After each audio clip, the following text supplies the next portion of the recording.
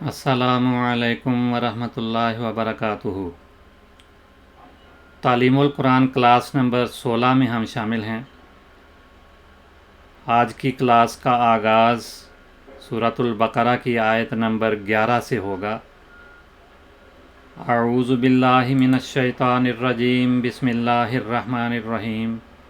फ़ी क़ुलूबिहिम मरदुन फ़ज़ादहुमुल्लाहु मरदा वलहुम अज़ाबुन अलीमुम बिमा कानू यकज़िबून।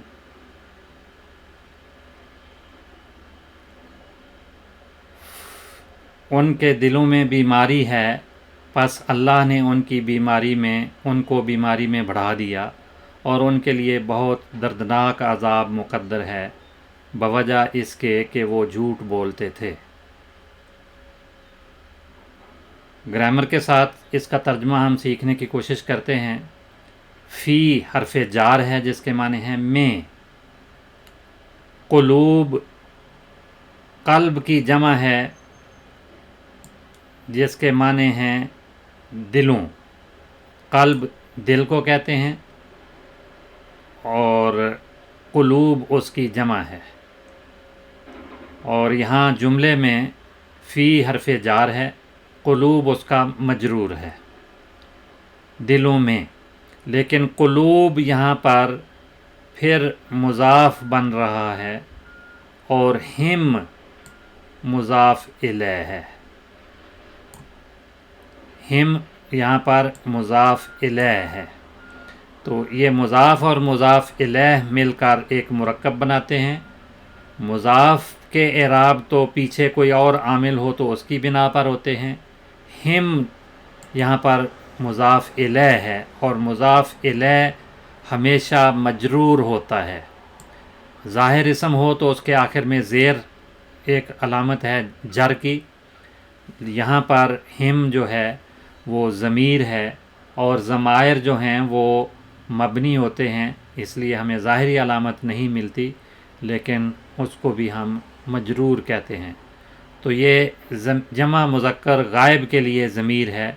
उनके दिल पूरे इस मुरक्कब, ये दो मुरक्कब अलग अलग से बनेंगे। एक मुरक्कब इजाफ़ी है क़ुलूबिहिम जिसमें इजाफ़त का ताल्लुक़ है उनके दिल, और एक मुरक्कब जारी यानी जार और मजरूर। फ़ी जो है वो हरफ जार है और क़ुलूब मजरूर है, तो या क़ुलूबिहिम को आप मजरूर पूरे को कह सकते हैं। तो ये दो मुरक्कबात यहाँ पे बने, जार मजरूर वाला दूसरा मुरक्कब है। और यहाँ पर इस जुमले में फ़ी क़ुलूबिहिम मरज़ुन ये ख़बर की जगह पे है और मरज़ुन मुब्तदा है। मुब्तदा और ख़बर मिलकर एक जुमला बनाते हैं, लेकिन ये बाद में आया है, मुअख्खर इसको कहते हैं, पीछे आने वाला। तो आम तौर पे तो ये मारिफा होता है, लेकिन यहाँ उस सूरत से हट के ये नकिरा आया है। मारिफा वो होता है जिस पर अलिफ लाम दाखिल हो या ख़ास किसी चीज़ का नाम हो, और यहाँ पर ये आम नाम है, लेकिन इस जुमले में ये मुरक्कब ये मुब्तदा के तौर पे इस्तेमाल हुआ है जो बाद में है, और इस पे रफ़ा आती है। तो ये इसम मरफू है, मुब्तदा बनने की वजह से इस पे रफ़ा है। तो फ़ी क़ुलूबिहिम मरज़ुन उनके दिलों में बीमारी है या बीमारी उनके दिलों में मौजूद है, ये आप कह सकते हैं। फ़ी जो है ये में या अंदर के माने होते हैं, और ये बिलुमूम किसी जगह या किसी वक्त के अंदर कोई काम होना बताता है या किसी चीज़ का मौजूद होना बताता है। मरज़ुन बीमारी है, ये मुब्तदा है। फ़ पस ये वाओ की तरह हरूफ आतिफ़ा में से है। फ़ पस इसका तर्जमा है पस। ज़्यादा बढ़ा दिया, ज़्यादा कर दिया, तो ज़्यादा फ़ेल माजी है और इसका जो मादा है वो ज़े ये दाल, और इससे फ़ेल माजी ज़्यादा बनता है। या जो है ये जो है वो अगर मुतहर्रिक है उससे पहले ज़बर हो तो उसको अलिफ में तब्दील कर देते हैं, तो यहाँ पर ज़्यादा में या जो है वो अलिफ में तब्दील होगी। यज़ीदो इसका जो फ़ेल मुज़ारे है, और یہ ناصارہ ضرب یضرب باب اس کا بنتا ہے، اور زیدن مصدر ہے اس کا، اسی طرح زیادتاً بھی اس کا مصدر آتا ہے۔ تو زیادہ یزید و زیدن، زیادہ کرنا، بڑھا دینا یا بڑھ جانا، دونوں طرح سے اس کے معنی ہوتے ہیں۔ یہاں پر زیادہ متعدی استعمال ہوا ہے کیونکہ اس کا مفعول یہاں پہ آیا ہے۔ متعدی اس فعل کو کہتے ہیں جس میں مفعول کا بھی تقاضا ہو، خواہ مفعول وہاں بیان ہو یا نہ ہو، یہاں پہ مفعول بیان ہے۔ تو زادہم اللہ، اللہ نے ان کو بڑھا دیا۔ اللہ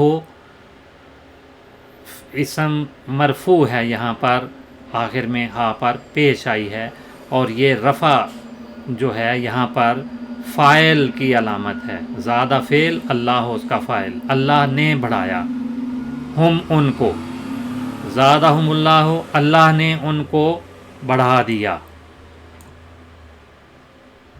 کس چیز میں بڑھایا؟ اب بڑھانا کئی طریقوں کا ہو سکتا ہے، جسم میں بڑھایا، علم میں بڑھایا، یہاں پر اس کی وضاحت کر دی، مرضاً بیماری میں، مرضاً بیماری میں۔ اس طرح سے جو وضاحت کرنے کے لیے کوئی لفظ استعمال ہوتا ہے، اس لفظ کو کہتے ہیں کہ یہ یہاں پر تمییز کرتا ہے، یعنی کئی معنی ہو سکتے ہیں تو یہ الگ کر کے ایک معنی معین کروا دیتا ہے، واضح کر دیتا ہے کہ یہاں پر کیا معنی ہیں۔ تو مرضاً یہاں پر تمییز بن رہا ہے، مرض میں، بیماری میں ان کو بڑھا دیا۔ اور یہ بھی منصوبات میں سے ہے، جیسے مفعول منصوب ہوتا ہے اسی طرح سے یہ تمییز بھی منصوب ہوتی ہے، اور بھی 11 منصوبات ہیں جو ہم بعد میں جب تفصیل پڑھیں گے گرامر کی تو اس میں یہ چیزیں تفصیل سے ہم پڑھ لیں گے انشاءاللہ۔ تو اللہ تعالیٰ نے ان کو بیماری میں بڑھا دیا۔ یہ کن لوگوں کا ذکر چل رہا ہے؟ ان منافقین کا جن کا گزشتہ 2 آیات میں بھی ذکر ہوا تھا، جو منہ سے کہتے ہیں ہم اللہ پر اور یوم آخر پر ایمان لائے ہیں، لیکن اللہ تعالیٰ کہتا ہے وہ ایمان لانے والے نہیں ہیں۔ تو ان کے دلوں میں اللہ تعالیٰ نے بتایا کہ بیماری ہے، مرض ہے، نفاق ہے۔ اس بیماری کی وضاحت جو کی گئی ہے وہ نفاق کی بیماری کہا جاتا ہے۔ وَلَهُمْ، اور ان کے لیے ہے، یہاں 2 حروف آ گئے، واو حروف عاطفہ میں سے ہے، وا اور اس کے معنی ہے، اور لام جو ہے وہ حرف جار ہے، اور ہم مجرور ہے۔ ترجمہ بنے گا ان کے لیے، یہ لام ملک بھی کہلاتا ہے، لیے اس کا ترجمہ ہوتا ہے، ان کے لیے، ان کے لیے عذاب، عذاب ہے، ان کے لیے عذاب ہے، یا عذاب مقدر ہے، عذاب موجود ہے۔ یہ مقدر کا لفظ زائد کیا ہے اس کو واضح کرنے کے لیے، ان کے لیے عذاب ہے یا عذاب مقدر ہے۔ عذاب، عذوبہ، یعذب، عذوبہ، اس کے لفظی معنی تو ہوتے ہیں کسی چیز کا بہت میٹھا ہونا۔ یعذب اس کا فعل مضارع ہے، عذوبہ اس کا مصدر ہے۔ عذبن، کوئی بھی جو چیز بہت میٹھی ہو اس کے لیے یہ لفظ استعمال ہوتا ہے۔ عذبن، فرات ان کا لفظ قرآن مجید میں بھی آتا ہے، بہت میٹھا، بے انتہا میٹھا۔ وہ مشروب جو بہت میٹھا اور خوشگوار ہو اس کو عذب کہا جاتا ہے۔ اسی سے یہ لفظ عذاب ہے، لیکن اصطلاحاً اس کے معنی تکلیف دینے والی چیز کے ہیں، اور عاذبہ اس کی جمع آتی ہے۔ ہر وہ چیز جو کسی کے لیے آسان نہ ہو، بہت مشکل ہو یا تکلیف دہ ہو، اس کو عذاب کہا جاتا ہے۔ اور وہ چیز جو انسان کو یہ سکھائے کہ میں نے اس سے بچنا ہے، بچنے کی کوشش کرنی ہے، اور نکال بھی کہا جاتا ہے عذاب کے لیے۔ اور بھی بہت سارے الفاظ قرآن مجید میں استعمال ہوئے ہیں، لیکن یہ بھی ایک لفظ ہے جو تکلیف دہ چیز کے لیے یا عذاب کے لیے بیان ہوا ہے۔ اور یہ موصوف ہے اس آیت میں، وَلَهُمْ عَذَابٌ عَلِيمٌ، علیم صفت ہے یہاں پر، اور صفت اور موصوف مل کر ایک مرکب بناتے ہیں، مرکب توصیفی، یعنی صفت جس میں پائی جاتی ہے اور موصوف پایا جاتا ہے وہ مرکب ہے، اور پہلے موصوف بیان ہوتا ہے بعد میں صفت آتی ہے۔ تو علیم صفت ہے یہاں پر عذاب کی، اور علیم کے معنی ہیں دردناک۔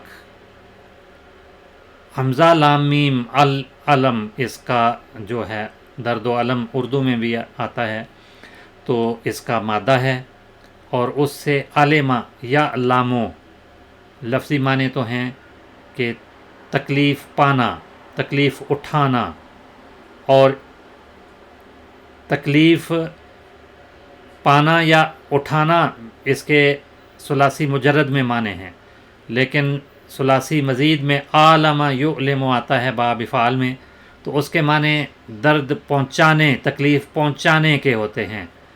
تو دونوں طرح سے یہ قرآن مجید میں الفاظ آئے ہیں اسی مادے سے۔ تو یہاں پر علیم درد پہنچانے والا اس کا ترجمہ ہے، تکلیف دینے والا اس کا ترجمہ ہے، دردناک کا ترجمہ کیا جاتا ہے، جو بہت تکلیف دہ، تکلیف دینے والا یا دردناک۔ عذاب کی صفت ہے دردناک عذاب، تو ان کے لیے دردناک عذاب ہے، تکلیف پہنچانے والا عذاب ہے۔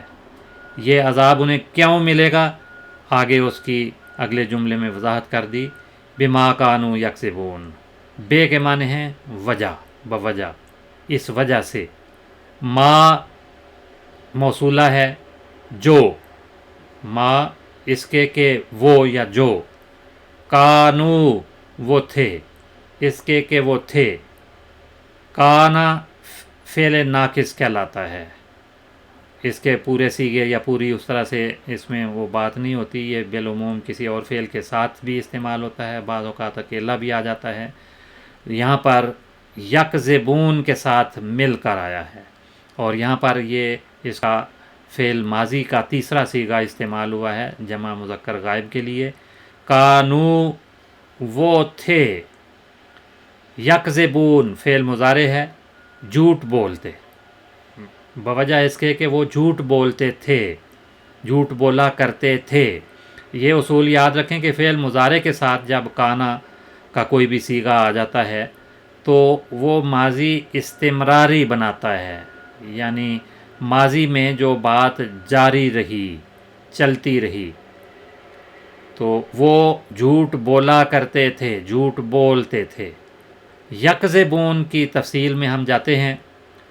کذب یکذبو، کذب فعل ماضی ہے، کاف زال بے، کذب کا لفظ اردو میں بھی استعمال ہوتا ہے، جھوٹ کو کہتے ہیں، کذب جھوٹ، اور بھی صیغے آتے ہیں جن کے معنی جھوٹ بولنے کے ہیں۔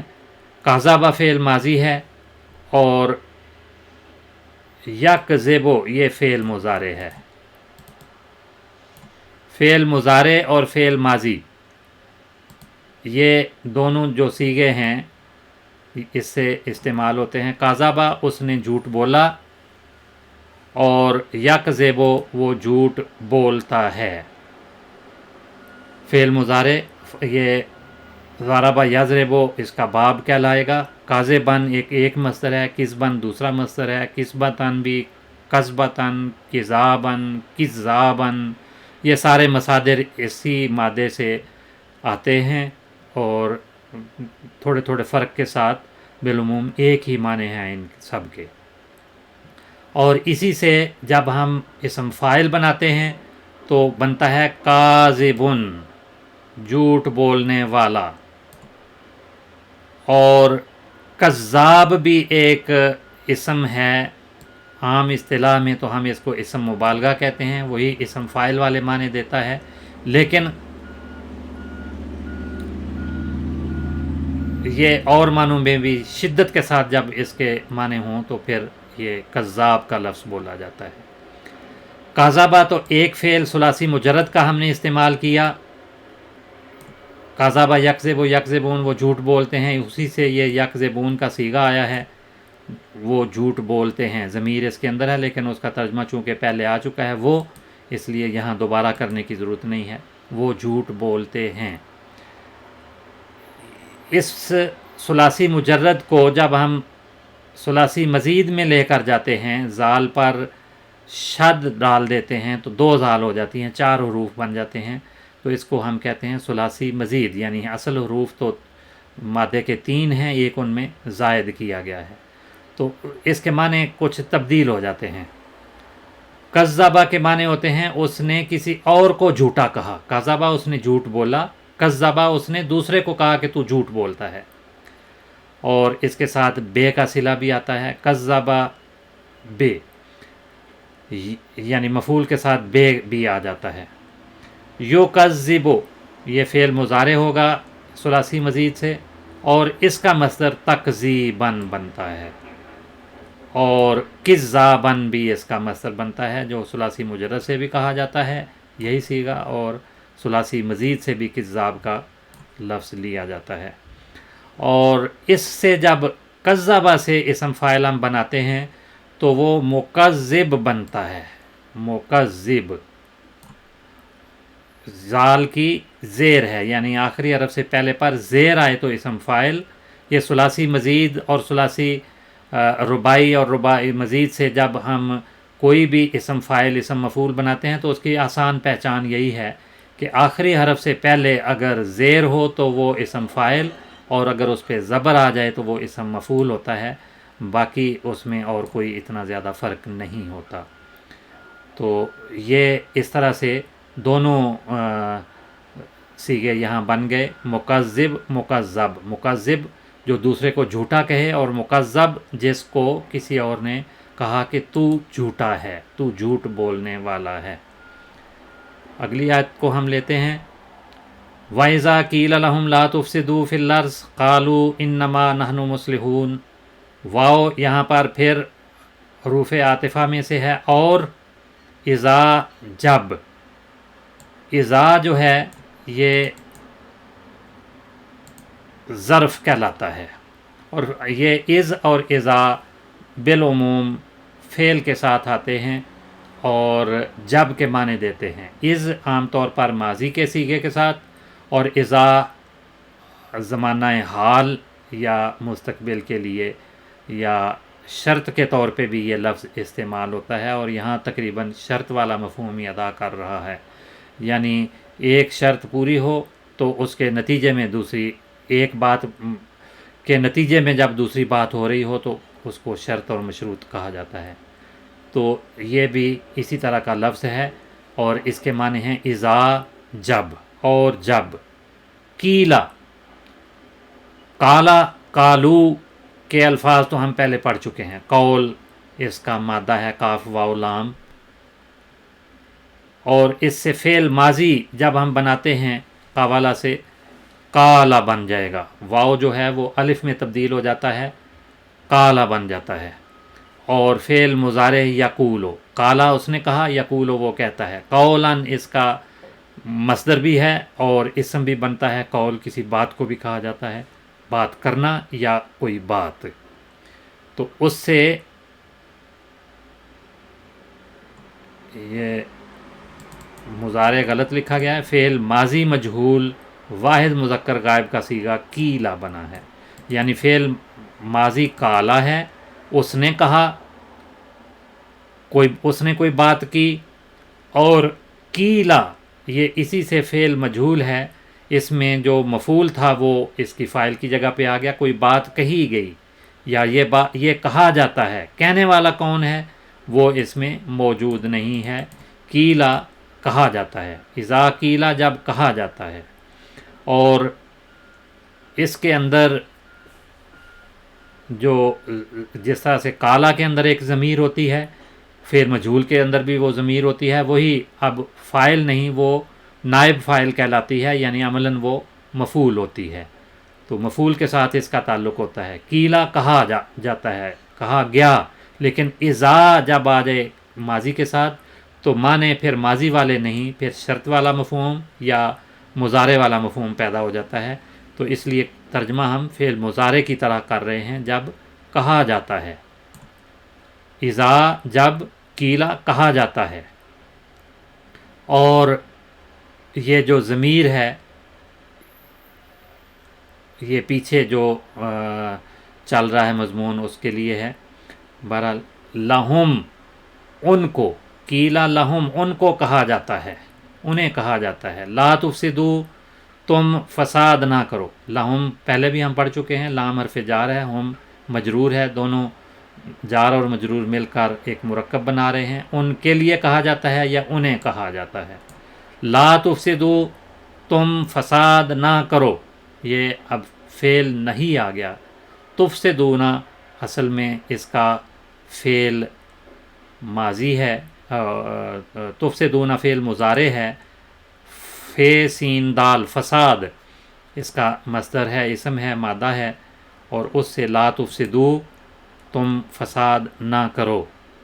فی الارض زمین میں، فی حرف جار ہے، الارض زمین، زمین میں تم فساد نہ کرو. یہ قیلا کیا کہا جاتا ہے اس کی تفصیل آ گئی. انہیں یہ کہا جاتا ہے لا تفسدو فی الارض. تو یہ جو لا تفسدو فی الارض ہے یہ اصل میں اس کا نائب فاعل قیلا کا بن رہا ہے. یعنی کہا کیا جاتا ہے، بات کیا ہے، وہ بات یہ ہے لا تفسدو فی الارض. اب یہ اذا جو شرط کے لیے آیا تھا اس کے شرطیہ جو جملہ ہے وہ لا تفسدو فی الارض والا جملہ بن گیا. یہ فعل نہیں، اور اس کے ساتھ یہ جار اور مجرور مل کر ایک جملہ بناتے ہیں، مرکب بناتے ہیں. تو قالو یہ اس کا جواب اب آ گیا. قالو تو وہ کہتے ہیں، یہ تو کا جو مفہوم ہم نے نکالا ہے یہ اسی وجہ سے ہے کہ اذا کا جواب اس میں آ رہا ہے. تو قالو وہ کہتے ہیں. اب اسی اذا کی وجہ سے ہی ہم فعل ماضی کا ترجمہ یہاں پر ماضی میں نہیں کر رہے بلکہ کہتے ہیں وہ کہتے ہیں کا ترجمہ کر رہے ہیں، یعنی حال والا ترجمہ ہو رہا ہے. تو وہ کہتے ہیں. اب ان کا قول کیا ہے؟ یہ عام طور پہ کالا قیلا کے بعد جو بات ہوتی ہے اس کو مقولہ یا قول کہا جاتا ہے. تو قیلا کا قول تھا لا تفسدو فی الارض، اور قالو کا مقولہ یا قول ہے انما نحن مصلحون. تو وہ کہتے ہیں، جواباً وہ کہتے ہیں، وہ جواب کیا دیتے ہیں؟ انما محض، صرف. یہ اس کو حسر ہے، سواد رے، حسر کا کلمہ کہا جاتا ہے کہ جس میں محدود کیا جاتا ہے کسی بات کو، کسی ایک چیز کو، ایک فعل کو کسی اور فعل کے ساتھ، یا ایک اسم کو دوسرے اسم کے ساتھ، ایک کام کو دوسرے کسی اسم کے ساتھ جب معین کر دیا جاتا ہے تو اس کو حسر کہا جاتا ہے. تو یہ حسر کا کلمہ ہے، اور تاکید بھی کرتا ہے. انا تاکید کے معنی ہیں یقیناً، لیکن انما جب آ جاتا ہے تو تاکید کے ساتھ حسر کا مفہوم بھی پیدا کرتا ہے. نحنو ہم، یہ نحنو ہم یہ ضمیر ہے جمع متکلم کے لیے، اور یہاں پر یہ مبتدا کی جگہ پہ آ رہا ہے. نحنو مصلحون، یہ نحنو کی خبر ہے، ہم اصلاح کرنے والے ہیں. اور انما محض، ہم تو محض اصلاح کرنے والے ہیں. اصلح یصلح، صالحہ کے معنی ہوتے ہیں وہ درست ہو گیا، وہ ٹھیک ہو گیا. اور جب ہم اس سے کوئی فعل ماضی بناتے ہیں تو صالحہ کہتے ہیں، وہ درست ہوا، وہ ٹھیک ہو گیا. اور یصلح وہ درست ہوتا ہے فعل مضارع. اور اصلح یصلح باب افعال میں جب چلا جاتا ہے تو اس کے معنی ہوتے ہیں اصلاح کرنا. صالحہ کے معنی درست ہو گیا، ٹھیک ہو گیا، اس نے اپنی اصلاح کر لی، وہ درست ہو گیا. اور اصلح کے معنی ہوتے ہیں اس نے کسی اور کو درست کر دیا. تو مصلحون درست کرنے والے، ٹھیک کرنے والے یا اصلاح کرنے والے. جو بات انہیں کہی جا رہی تھی وہ یہ تھی کہ تم زمین میں فساد نہ کرو، تو وہ اس کی تردید کرتے ہیں کہ ہم تو کوئی فساد نہیں کر رہے بلکہ ہم تو اصلاح کر رہے ہیں. اور جو منافق ہوتے ہیں یا جو دوسرے کو دھوکہ دینے کی کوشش کرتے ہیں ان کا رویہ بالعموم اسی طرح کا ہوتا ہے، اور وہ پھر اپنی بات پہ اڑے رہتے ہیں اور اپنی اصلاح کرنے کی طرف آتے نہیں ہیں. اور اصلاح کرنے کے لیے پہلا گر ہی یہی ہے کہ انسان اپنے گناہوں سے توبہ کرے، پھر وہ اصلاح کر سکتا ہے.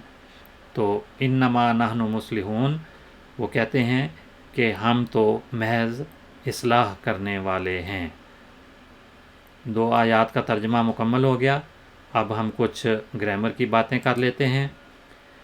پچھلے سبق میں ہم یہ پڑھ رہے تھے کہ زیر زبر پیش کو حرکت کہا جاتا ہے، اور جس حرف پر وہ حرکات آ جائیں انہیں متحرک کہا جاتا ہے، اور 2 زبر 2 زیر 2 پیش جہاں پہ آ جائیں ان کو تنوین کہتے ہیں، اور جس حرف پر تنوین آ جائے اسے منون کہا جاتا ہے۔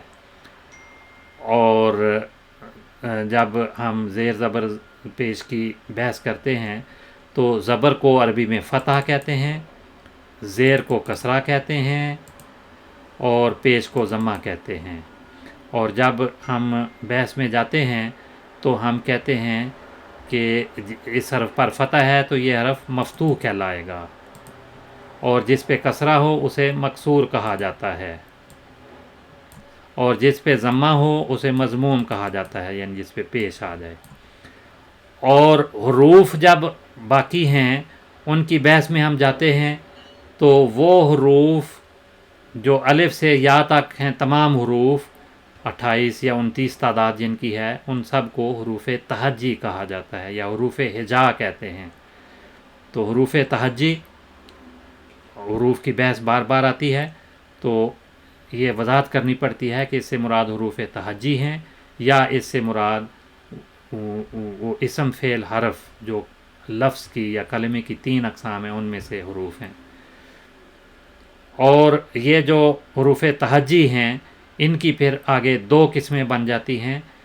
ایک حروف علت کہلاتے ہیں، ان حروف علت میں الف واو اور یا 3 شامل ہیں، الف واو یا، اور باقی ان کو نکال کر جو باقی تمام حروف ہیں وہ حروف صحیح کہلاتے ہیں۔ اور